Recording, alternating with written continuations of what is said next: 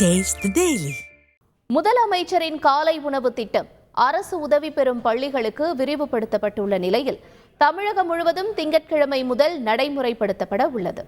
தமிழகத்தில் 1145 அரசு தொடக்கப் பள்ளிகளில் கடந்த 2022ஆம் ஆண்டு முதலில் முதலமைச்சரின் காலை உணவு திட்டம் தொடங்கப்பட்டது.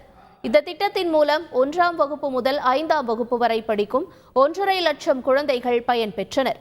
அதனைத் தொடர்ந்து கடந்த ஆண்டு தமிழகம் முழுவதும் உள்ள அனைத்து அரசு பள்ளிகளிலும் 5ஆம் வகுப்பு வரை படிக்கும் குழந்தைகளுக்கு இந்த திட்டம் விரிவுபடுத்தப்பட்டது. அதாவது 30,000 அரசு பள்ளிகளில் 1ஆம் வகுப்பு முதல் 5ஆம் வகுப்பு படிக்கும் 15 லட்சத்திற்கும் அதிகமான குழந்தைகள் காலை உணவு அருந்தி வருகின்றனர். இந்த நிலையில் அரசு நிதியுதவி பெறும் பள்ளிகளில் 5ஆம் வகுப்பு வரை படிக்கக்கூடிய குழந்தைகளுக்கும் முதலமைச்சரின் காலை உணவு திட்டம் விரிவாக்கம் செய்யப்பட்டுள்ளது.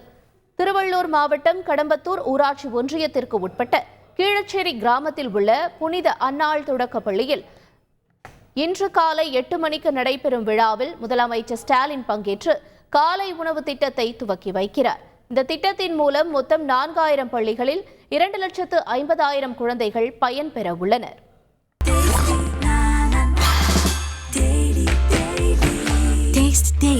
Taste the Daily.